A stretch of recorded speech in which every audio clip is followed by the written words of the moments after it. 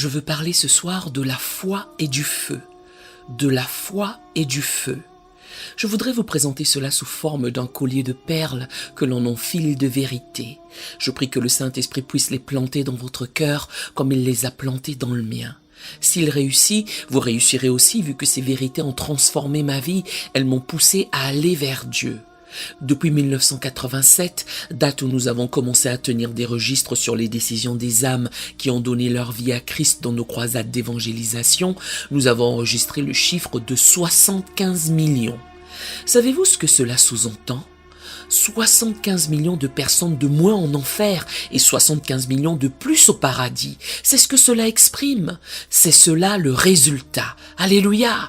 Gloire à Dieu. Débutons par Marc chapitre 16. Cela va vous époustoufler dès le début. Si vous avez un stylo, une Bible, j'aimerais que vous souligniez quelque chose. Marc 16 à partir du verset 11. C'était avant que Jésus monte au ciel et donne la grande mission aux disciples. Verset 11. Quand ils entendirent qu'il vivait et qu'elle l'avait vu, ils ne le crurent point. Première fois. Verset 13. Ils revinrent l'annoncer aux autres qui ne les crurent pas non plus. Deuxième fois. Verset 14. Enfin, il apparut aux 11 pendant qu'ils étaient à table, et il leur reprocha leur incrédulité et la dureté de leur cœur, parce qu'ils n'avaient pas cru ceux qu'il avait vus ressusciter. N'est-ce pas incroyable ? 3 fois de suite, il est dit ici qu'ils n'ont pas cru. Ils n'ont pas cru, ils n'ont pas cru. Qu'il n'ait pas cru, ça je peux le croire. Ce que je trouve difficile à croire est le fait que Jésus, quelques versets plus loin, donne la grande mission à ses croyants incrédules. Verset 15. Allez par tout le monde et prêchez la bonne nouvelle à toute la création. Waouh!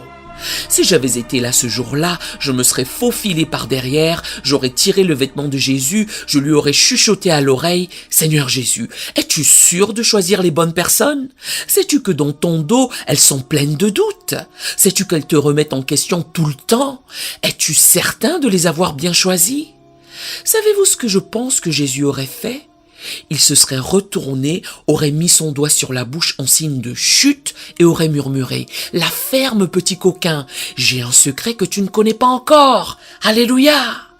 Ce qui m'étonne, c'est qu'un Dieu parfait comme lui veuille la coopération de gens imparfaits comme nous. Il affirme « Vous recevrez une puissance ». À présent, lisons le verset 20. Et ils s'en allèrent prêcher partout.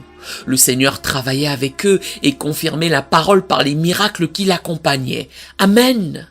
Je me demande ce qui s'est passé entre le verset 14 et le verset 20. Que s'est-il passé? Quelle est la clé? Eh bien, Marc ici n'écrit pas de manière chronologique. Nous savons à présent qu'entre le verset 14 et le verset 20, il y a Actes chapitre 2.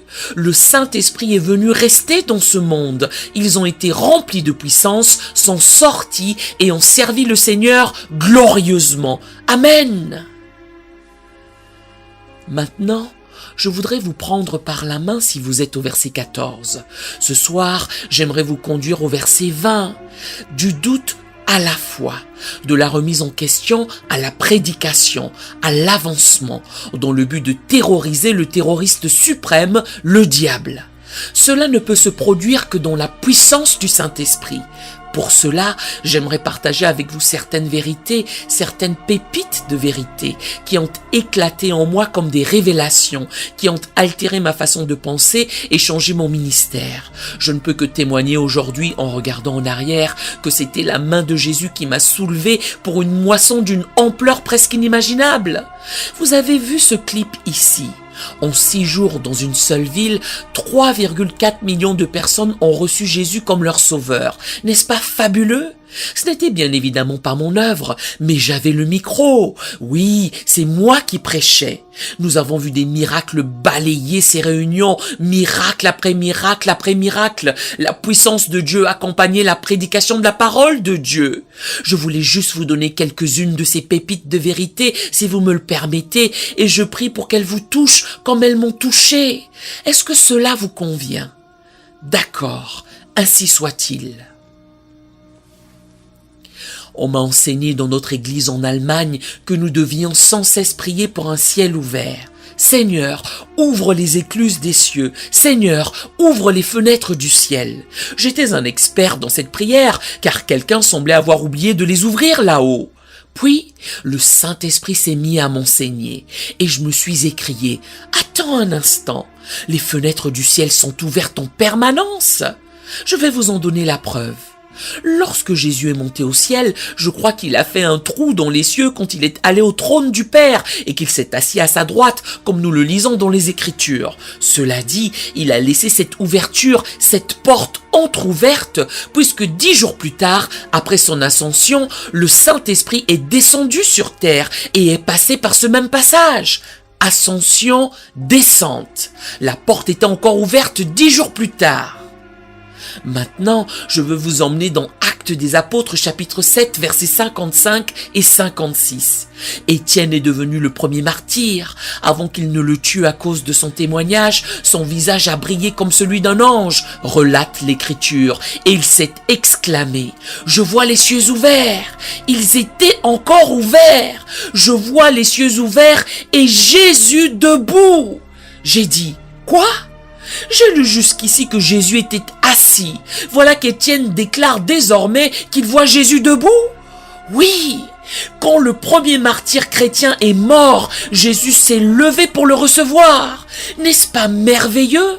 N'oublions en aucune circonstance que nous n'avons pas besoin de prier pour des cieux ouverts. Il le sent indéfiniment. Même 2000 ans plus tard, il le sent encore. Les cieux restent ouverts. Cela m'a affecté. Cela a eu un impact sur moi et m'a réellement touché. L'incrédulité est une chose terrible. L'incrédulité offense Dieu. L'incrédulité est très très mauvaise. Je veux sonner l'alarme contre l'incrédulité, puis-je le faire rapidement? Dans 2 Rois chapitre 7, nous voyons un exemple parfait de comment l'incrédulité est dangereuse. La Samarie était assiégée par l'armée syrienne. Il y avait une famine si terrible, je vais faire très court, que certains mangeaient leurs propres enfants. Imaginez cela, cela a dû être absolument catastrophique. Le roi était sur le point de capituler quand l'homme de Dieu a pris la parole. Élisée dit « Écoutez la parole de l'Éternel, ainsi parle l'Éternel. Demain, à cette heure, on aura une mesure de fleur de farine pour 1 cycle et 2 mesures d'orge pour 1 cycle, à la porte de Samarie. » L'officier sur la main duquel s'appuyait le roi répondit à l'homme de Dieu « Quand l'Éternel ferait des fenêtres au ciel, pareille chose arriverait-elle » Et Élisée dit « Tu le verras de tes yeux, mais tu n'en mangeras point. » Voici le porte-parole de Dieu, le prophète Élisée, qui annonce « Demain à cette heure, il y aura de la nourriture en abondance à la porte de Samarie, de la nourriture très bon marché. » Voici que vient le porte-parole du gouvernement, celui sur lequel le roi s'appuyait, le plus sage de tous. Il profère « Impossible !» Impossible. Si Dieu faisait des fenêtres au ciel, ce ne serait pas possible. Impossible. Dieu a confirmé, cela arrivera. Ce dernier a infirmé, ça n'arrivera pas. Le jour suivant, l'armée syrienne a entendu un bruit terrible d'une armée puissante qui s'approchait. Elle a fui, a tout laissé derrière elle, y compris toute la nourriture qu'elle avait. Et il y en avait énormément. Voilà qu'à la porte de Samarie, on trouvait l'abondance de nourriture que le prophète avait prophétisé environ 24 heures auparavant. Voici où nous voulons en venir. Le roi en a entendu parler et a demandé à son sage sur lequel il s'appuyait d'aller administrer la distribution de nourriture à la porte de Samarie. Or, Dieu avait décrété qu'il n'en mangerait pas. Que s'est-il passé ? Cet officier a été piétiné à mort par des gens qui se précipitaient pour obtenir ce en quoi ils n'avaient pas cru. Comprenez-vous ce que je veux dire ? Je le répète. Cet officier a été piétiné à mort par des gens qui couraient pour obtenir ce en quoi ils n'avaient pas cru. Ceci m'a sidéré. L'incrédulité est dangereuse. Je renonce à l'incrédulité de tout ce que j'ai en moi. Mettons notre confiance en Dieu. Mettons notre confiance en Jésus. Tout ce qu'il dit est vrai.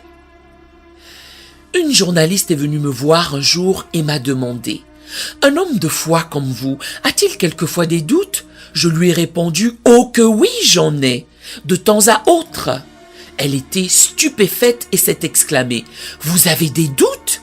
Bien sûr que oui, j'ai répliqué. Quel genre de doute sont-ils? M'interroge-t-elle. Oh, j'ai rétorqué, j'ai des doutes sur les doutes. Pourquoi devons-nous perpétuellement douter de la vérité? Pourquoi ne doutons-nous pas du mensonge du diable? Moi, j'ai décidé de douter de mes doutes. J'ai décidé de faire confiance à mon Jésus. Amen. Loin de nous le doute. Et nous voilà ici pour proclamer que l'Amérique sera sauvée. Vous le verrez et vous aurez un rôle à jouer dans ce salut. Gloire à Dieu. Certaines personnes se concentrent constamment sur les choses négatives. Je suis arrivé ici quelque part en Amérique. Je ne veux pas divulguer où c'était pour une émission de télévision. Je n'oublierai jamais ce jour. Mon avion avait du retard, donc je suis arrivé en retard. L'émission avait déjà commencé. J'ai pensé flûte. Il voulait quand même que j'y participe. Quand j'ai rejoint les invités, le modérateur s'est écrié « Oh, voilà Reynard Banquet, nous avons affaire ici à un gros problème théologique. Reynard va tout résoudre ce soir. » Mon cœur s'est arrêté. Ils ont alors étalé tous les problèmes théologiques dont je ne comprenais qu'environ 75% des discours. Par la suite, le modérateur m'interroge « Reynard, que dites-vous à ce sujet ?» J'ai répondu « Pour moi, c'est très simple. N'oubliez pas que je suis évangéliste. Mon travail consiste à briser des chaînes, et quand la dernière chaîne est brisée, c'est à ce moment-là que je me mets à couper les cheveux en 4. Arrêtons de couper les cheveux en 4. Ce sont des choses qui n'ont pas d'importance. Brisons les chaînes au nom de Jésus. Les chaînes que Satan a apportées et avec lesquelles il a lié tant de gens doivent être brisées par la prédication de l'évangile. La prédication de l'évangile est l'épée de l'esprit. Alléluia! Je n'ai ni argent ni or, mais ce que j'ai, je te le donne. Au nom de Jésus-Christ de Nazareth, lève-toi et marche. Levez-vous et prêchez. Levez-vous et guérissez. La révélation suivante qui m'a été révélée est... Cela m'a affecté, cela m'a touché et transformé. N'oubliez pas cela. Par exemple, la troisième est qu'on m'a appris quand nous allions à l'église que nous devions sans cesse prier de cette manière. Cher Seigneur Jésus, s'il te plaît, viens au milieu de nous, viens au milieu de nous. Oh, j'ai tellement fait cette prière. Viens s'il te plaît, pourquoi ne viens-tu pas? La moitié de ma vie, j'ai prié comme cela. Un jour, j'ai lu Matthieu 28, verset 20. J'en ai eu le souffle coupé. Le Saint-Esprit était là. Il m'a appris quelque chose. Jésus a attesté, « Je suis avec vous tous les jours. » J'ai pensé, « Attends un instant. Il n'y a que quelqu'un qui n'a pas toute sa tête qui puisse supplier quelqu'un qui ne vous quitte jamais de venir. Il ne vous quitte jamais. Je suis avec vous tous les jours. Combien de temps dure toujours? Éternellement. Je suis avec vous tous les jours. J'ai dit, Jésus, je veux te remercier. Tu es avec moi même quand je n'en ai pas envie. Tu es continuellement avec moi. Cela a tout bouleversé dans ma vie. Du coup, je me suis retrouvé à ne plus pouvoir chanter la moitié des hymnes que je connaissais. Cela n'avait pas d'importance. Vous savez, c'est la seule certitude des chrétiens, dont tant de chrétiens ne sont pas certains. Que Jésus est avec nous tous les jours. Gloire à Dieu au plus haut des cieux. Il est avec moi. Il est avec moi. J'ai entendu quelqu'un raconter qu'il était dans une croisade et devait monter sur l'estrade pour prêcher. Seulement, il ne voulait pas y aller car il ne sentait pas la présence de Jésus. Il ne la sentait pas. Il s'est tenu là en pleurant et en disant « Seigneur, sois avec moi. Je ne peux pas monter. Je ne te sens pas avec moi. Seigneur !» Je respecte ce prédicateur, seulement je ne suis pas d'accord avec lui. Savez-vous ce qui m'a frappé? Jésus n'est pas un produit, c'est une personne comme vous, comme moi. Personne n'apparaît en pourcentage. Vous êtes ici tout entier, je suis ici tout entier. Il en est de même pour Jésus. Quand il vient entièrement. C'est ce qui m'a frappé. Cela m'a arrêté sur mon chemin, m'a fait pivoter et m'a fait prendre une nouvelle direction.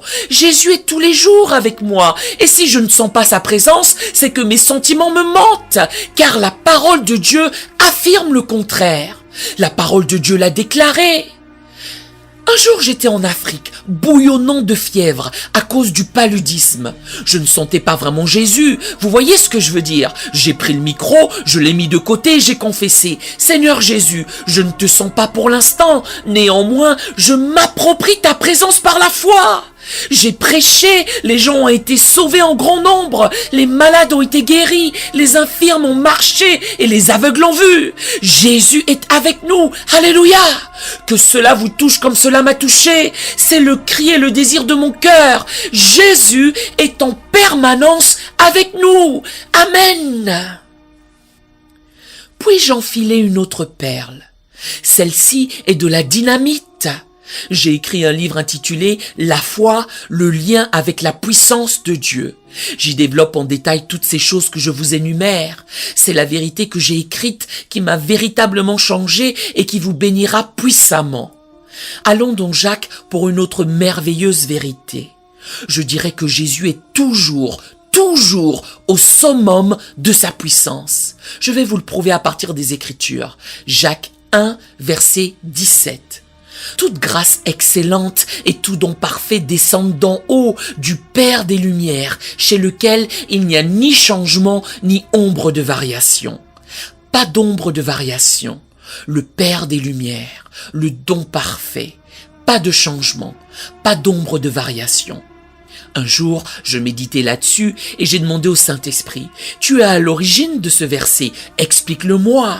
Que signifie pas d'ombre de variation ?» Soudain, j'ai compris. Voulez-vous le savoir? Dans les temps anciens, les gens n'avaient pas de montre comme de nos jours. Ils avaient quelque chose qu'ils appelaient des cadrans. Un cadran primitif était juste un cercle sur le sol avec un bâton au milieu. Quand le soleil se levait le matin, ce bâton projetait une ombre sur le cercle. Alors que le soleil montait dans le ciel, l'angle de la lumière variait et l'ombre continuait à tourner. Grâce à l'ombre qui tournait, les gens pouvaient lire l'heure. Or, à un moment donné de la journée, il n'y avait plus d'ombre dans le cercle. Pourquoi? Pour la raison que le soleil était à son méridien, le soleil était juste au-dessus de ce bâton. Ce dernier ne pouvait pas projeter d'ombre puisque le soleil était dans sa position maximale. C'est de cette manière que le soleil terrestre se lève et se couche. À présent, écoutez la parole du Seigneur. Dieu est le soleil de tous les soleils, le soleil éternel. J'ai de bonnes nouvelles pour vous. Il ne se lève pas le matin pour se coucher le soir. Avec lui, aucune ombre ne tourne. Il est toujours au summum de sa position, toujours au summum de sa puissance. Personne ici n'aura jamais une partie d'ombre. Le Seigneur a mis un cercle autour de nous tous. Nous sommes dans le plein souffle de sa gloire, de sa puissance et de sa présence, tout comme les premiers disciples et apôtres l'étaient, tout comme l'apôtre Paul l'était. Il n'y a pas d'ombre de variation. Nous marchons dans la lumière de Dieu. Jésus est la lumière du monde. Il est toujours à l'apogée de sa volonté de sauver ceux qui se perdent et de guérir les malades. Alléluia! N'est-ce pas merveilleux? Oh, alléluia! Le Seigneur m'a pris par la main du verset 14 au verset 20 il y a longtemps de cela. Je me souviens que lorsque j'ai commencé nos croisades, il y avait un autre prédicateur avec moi. Il priait pour les malades. Moi, je prêchais l'évangile. C'était un Africain. Moi, bien sûr, j'étais allemand. Nous avions annoncé la croisade dans un lieu appelé Bushbuck Ridge, très proche du parc national Kruger en Afrique du Sud. Il devait venir en train et nous devions par la suite aller en voiture à Bushbuck Ridge. Il n'est jamais venu. Il n'est plus jamais revenu. J'ai attendu ce train, j'ai attendu le train suivant, j'ai attendu le 3e train. Et je me suis mis à prier. J'ai interrogé, « Seigneur, quand Richard va-t-il venir ?» Le Seigneur a répondu, « Il ne viendra pas. » J'ai crié, « Oh mon Dieu, oh mon Dieu, oh mon Dieu, qui va prier pour les malades ?» Le Seigneur m'a dit, « Je suis avec toi. » J'ai répondu, « Oui Seigneur, c'est suffisant, tu es avec moi, Jésus est avec moi. » J'ai pris ma voiture et j'ai conduit ces 6 heures jusqu'à Bushbuck Ridge. Là-bas, les gens attendaient plus Richard que Reynard. Je leur ai annoncé, « J'ai une mauvaise nouvelle et une bonne nouvelle pour vous. La mauvaise nouvelle est que Richard n'est pas venu. La bonne est que Jésus, lui, est là. » J'ai déclaré, je vais prêcher et prier pour les malades. J'ai prêché et j'ai fait un appel. Le Seigneur m'a enjoint de prier pour les personnes qui sont complètement aveugles. J'ai demandé, combien d'aveugles avons-nous ici?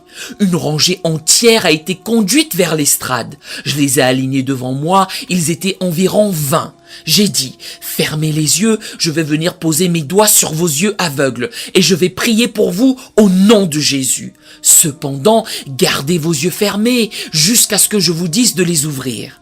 J'ai posé mes doigts sur tous ces yeux morts, puis j'ai fait un pas en arrière. J'ai déclaré, maintenant, au nom de Jésus, ouvrez vos yeux. Soudain, un jeune homme d'environ 20 ans s'est mis à hurler. « Je vois! Je vois !» D'autres ont aussi vu. Oh, alléluia! Ce jour-là, j'ai pris la décision de ne plus vouloir dépendre des gens, mais de Jésus seul. Pour la raison que Jésus ne faillit jamais. Jésus est à chaque instant avec nous. Ne l'oubliez pas.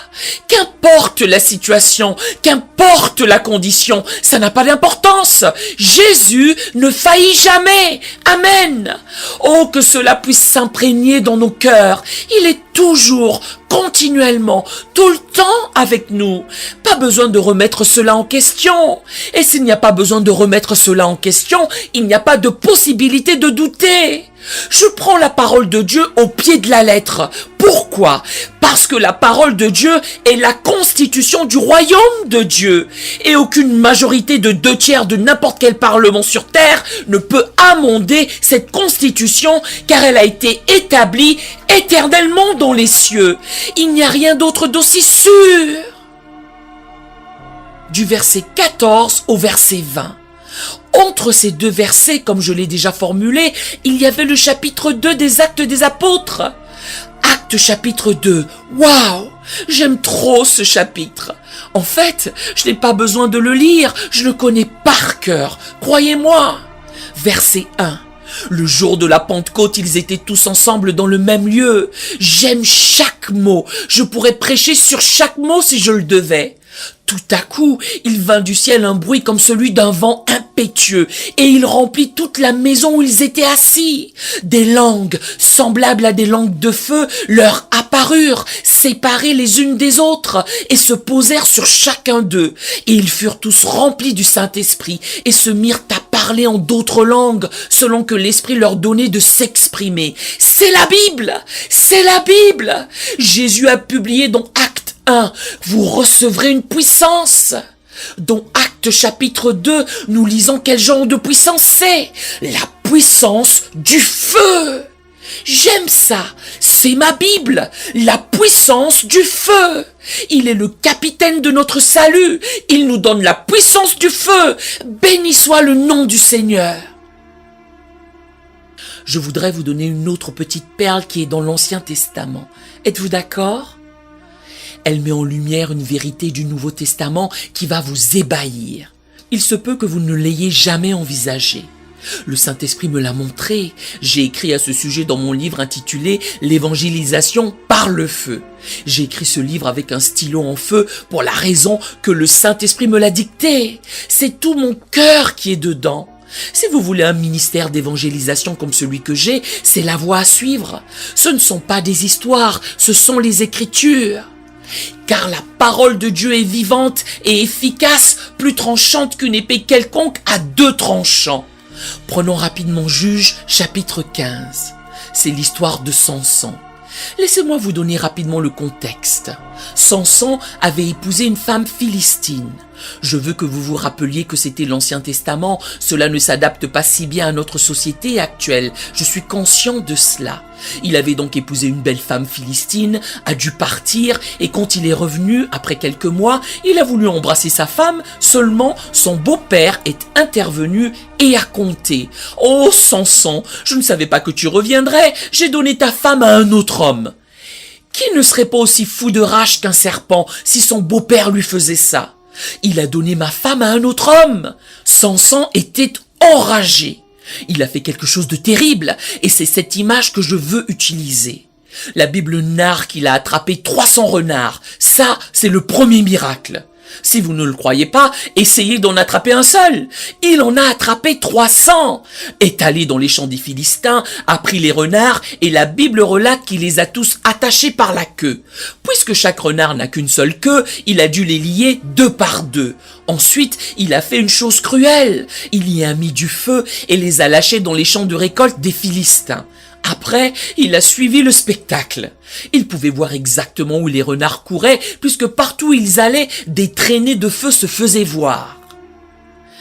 J'ai lu dans le Nouveau Testament que Jésus lui aussi avait pris ses disciples et les avait envoyés 2 par 2. Il a mis 2 personnes ensemble. Parfois, ça devait être des couples, des mariés et des femmes. Puis, il a fait quelque chose de similaire. Il a fait quelque chose de merveilleux. Nous lisons cela dans Luc 12, verset 49. « Je suis venu jeter un feu sur la terre, et qu'ai-je à désirer s'il est déjà allumé ?» Il a mis ses disciples 2 par 2, les a enflammés avec le feu du Saint-Esprit et les a envoyés. Bien entendu, le feu de Jésus est différent du feu terrestre. Il brûlera sans consumer. Vous souvenez-vous du feu de Dieu et du buisson de Moïse? Il a brûlé le buisson, mais ne l'a pas consumé. Je ne veux pas devenir un tas de cendres pour Jésus. Non, non, non, non, non. Son feu, je le porterai jusqu'au dernier jour de ma vie, où qu'il m'enverra. Alléluia. Il est venu jeter un feu sur la terre. Et si nous devenions des renards en feu pour Jésus, qu'en dites-vous? Ce que je veux dire, c'est ceci. Je me suis demandé, et si Samson avait oublié d'allumer la queue des renards? Que serait-il arrivé au champ de récolte? Rien. Vous voyez? Si nous travaillons pour Jésus sans le feu du Saint-Esprit, nous allons nous tuer à la tâche. Et cela ne vaudra rien. Le feu du Saint-Esprit est la clé d'un ministère efficace. Je n'ai jamais oublié cela. Je demande sans arrêt au Seigneur, ton feu, je veux agir avec ton feu au nom puissant de Jésus. Je veux opérer dans ce feu au nom puissant de Jésus. Je prêchais dans une église en Allemagne. Soudain, un monsieur est venu me voir. Je l'ai regardé, j'ai songé, « Waouh, cet homme est malade !» Il m'a demandé, « Puis-je, s'il vous plaît, parler avec vous ?» J'ai dit oui. Il me révèle, « Je suis pasteur. Je ne peux plus porter le poids de mon église. C'est trop lourd pour moi. Je suis épuisé. Je suis éreinté. Je suis exténué. Pouvez-vous m'aider ?» Je lui ai répondu, « Oui, asseyez-vous. » Une question, pasteur. Êtes-vous rempli du Saint-Esprit? Il a répondu, ma dénomination n'y croit pas. J'ai alors essayé de comprendre, je n'avais que 30 secondes pour saisir ce qu'il exprimait. Il a dévoilé qu'il souffrait d'un burn-out. J'ai raisonné, burn-out signifie épuisement dans le sens de surchauffer. Comment quelqu'un peut-il avoir un burn-out quand il a vécu toute sa vie dans un réfrigérateur? Il peut geler ou congeler, mais pas surchauffer. Mais je n'ai rien dit. J'ai commencé à lui expliquer le glorieux baptême de feu et la puissance de feu que Jésus est venu nous donner. Je vais vous indiquer comment ce pasteur est rentré chez lui. Il n'est pas rentré en voiture. Il est rentré à la nage, dans la rivière de feu du Saint-Esprit. Alléluia! Je prie pour que nous puissions tous rentrer à la nage dans une rivière de feu au nom de Jésus. Sortez du frigo et mettez-vous à la bonne température. Amen. Gloire à Dieu au plus haut des cieux. J'ai eu une autre expérience. On m'avait demandé de parler à un groupe de gens, je l'ai fait. Soudainement, j'ai senti que le Saint-Esprit était présent. J'ai cru qu'il allait tout simplement descendre. Il l'a fait. Les gens criaient, louaient Dieu, sauf 2 personnes. Ils étaient assis en plein milieu et faisaient preuve d'un calme olympien. Tout le monde criait, louait Dieu et parlait en de nouvelles langues. Ils étaient là, stoïques. J'ai essayé de comprendre. Comment est-ce possible? J'ai eu la réponse. Depuis ce jour, j'appelle de telles personnes des chrétiens d'amiante. Ils sont à l'épreuve du feu. Mais moi, je suis inflammable pour Dieu. Êtes-vous inflammable pour Dieu? Criez, je suis inflammable pour Jésus. Ô Saint-Esprit, descends sur nous tous, au nom puissant de Jésus, au nom puissant de Jésus. Alléluia! Ce feu ne nous fait reculer devant rien. Rien, absolument rien. J'entends tellement de gens raconter « Oh, l'Amérique est dans un tel mauvais état. » Je ne suis pas du tout d'accord avec eux. Je vais vous dire pourquoi. Quelque part dans la Bible, j'ai lu qu'aujourd'hui est le jour du salut. Il n'est pas écrit qu'aujourd'hui est le jour de la damnation. En ce cas, fermez-la, vous tous qui damnez l'Amérique. C'est le jour du salut. Il n'y aura jamais de meilleur jour qu'aujourd'hui. Ne l'oubliez jamais. Quand la nuit est la plus sombre, la lumière est la plus brillante. Toute l'obscurité du monde ne peut tuer une petite bougie. Nous arrivons avec le feu, la puissance du Saint-Esprit, au nom puissant de Jésus. Alléluia! Revenons rapidement dans Actes chapitre 2, verset 3. Des langues semblables à des langues de feu leur apparurent, séparées les unes des autres. Écoutez ceci. Et se posèrent sur chacun d'eux. Chacun. Chacun. J'aime ce mot chacun. Il en dit long. Chacun. Il y avait 120 personnes dans cette pièce. Quelqu'un dans le ciel avait compté le nombre de têtes et avait préparé une flamme pour chacune d'elles. Je plains ceux qui n'ont pas de tête. Oui, il y en a qui n'en ont pas. Mais si vous avez une tête, Jésus a une flamme pour vous. Je veux que vous criez, je réclame ma flamme. Je veux le feu. Il descendra. Alléluia. Une flamme pour chaque tête. Je crois que c'est ce qui est sur le point de se produire ici. C'est sur le point de se produire ici. Je le sens dans mon esprit. Il y en a quelques-uns ici qui vont prendre le relais de Reinhard Bonnke. Ou alors mon micro. Qui veut mon micro? Le problème est que je ne peux pas vous le donner puisqu'il n'est pas à moi. En revanche, le Saint-Esprit va vous donner quelque chose de mieux que le micro. La flamme dans le nom de Jésus. Je donnais un enseignement sur le feu du Saint-Esprit dans une église et il l'enregistrait. Il me traduisait simultanément en 12 langues pour l'enregistrement. Je me tenais là et il y avait 12 cabines qui avaient toutes des portes en verre. Je suis un prédicateur qui gesticule beaucoup. En Allemagne, on dit que lorsque Reinhard prêche, il ressemble à un moulin à vent hollandais. Ils étaient là, ils traduisaient et je prêchais. Quand je levais les bras, ils faisaient la même chose. Quand je parlais de la flamme sur la tête, je faisais une ondulation avec ma main et eux aussi le faisaient. Oh, j'ai trop aimé voir ça. Puis, j'ai eu une idée formidable. Quand vous dites au revoir à quelqu'un ici, que faites-vous? Comment le faites-vous? Vous faites un signe de la main, n'est-ce pas? Qu'est-ce que cela indique? Va à gauche, va à droite, mais jamais tout droit, c'est ça? Je plaisante. En Allemagne, quand on dit au revoir, Auf Wiedersehen, notre main s'agite comme si vous disiez « Oust, dégage, du vent, du balai !» Je me suis dit « Waouh ! Pourquoi nous, les chrétiens, ne dirions-nous pas au revoir en ondulant notre main comme celle qui décrit la flamme du Saint-Esprit?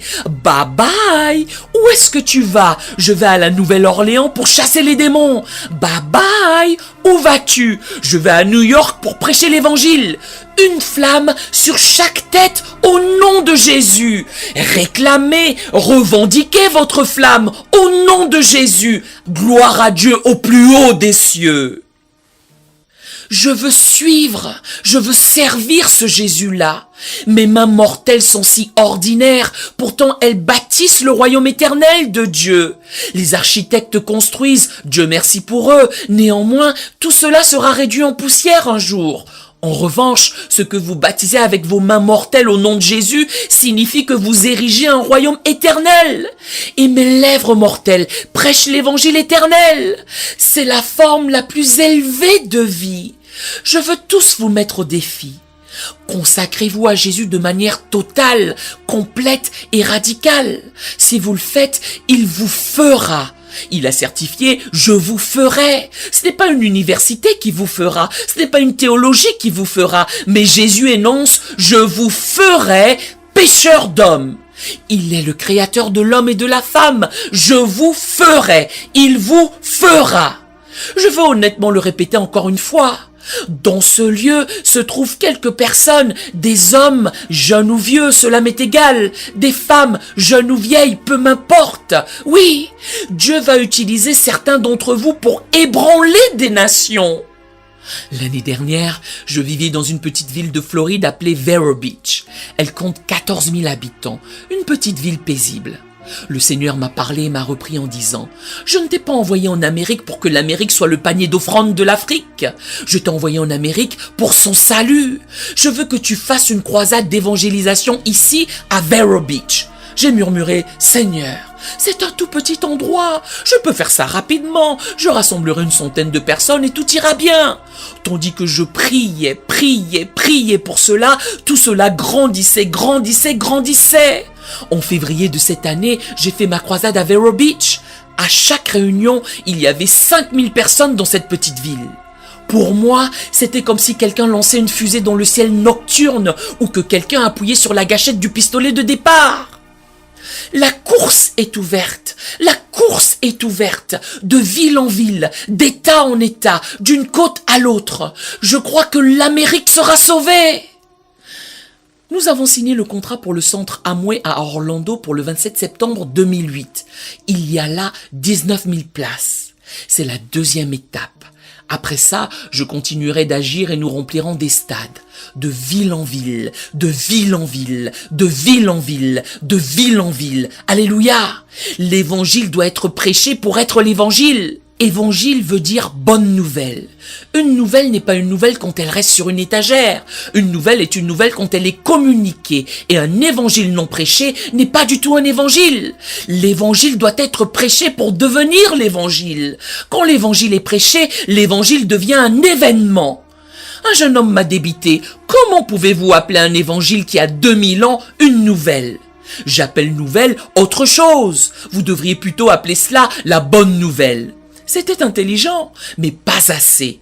Je lui ai rétorqué, jeune homme.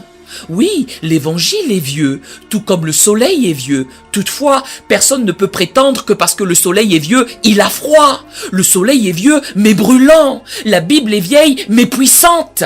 Chaque fois que l'évangile est prêché, il se produit quelque chose dans le cœur de l'auditeur. Et cette personne saute et crie, il m'est arrivé quelque chose. C'est la bonne nouvelle.